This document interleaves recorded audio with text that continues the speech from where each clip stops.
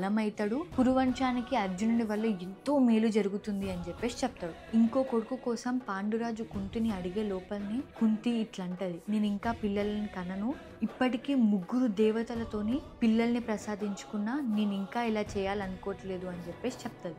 అప్పటికే గాంధారికి 100 మంది కొడుకులు పుడతారు. ఇదంతా చూస్తున్న మాద్రి చాలా బాధపడుతుంది, నాకు పిల్లలు లేరు అని. పాండురాజుని వెళ్ళి అడుగుతుంది, నాకు కూడా ఇట్లా కుంతిలాగా పిల్లల్ని కనాలని ఉంది అని. అప్పుడు కుంతి మంత్రం సహాయంతో మాద్రి మెడిసిన్ కి దేవుళ్ళైన అశ్వనులను పిలుస్తుంది. అశ్వనులు నకుల సహదేవులను ప్రసాదిస్తారు. నకులుడు ఆయుర్వేదంలా, సహదేవుడు ఆస్ట్రాలజీలా ది గ్రేటెస్ట్. వీళ్ళిద్దరిని కత్తి యుద్ధంలో ఓడించే వీరులే లేరు. పాండవులు 5, కౌరవులు 100 మంది. పాండురాజు ఫస్ట్ రాజు ఉండే కదా, పిల్లలు లేరని రాజ్యాన్ని వదిలిపెట్టేసింది.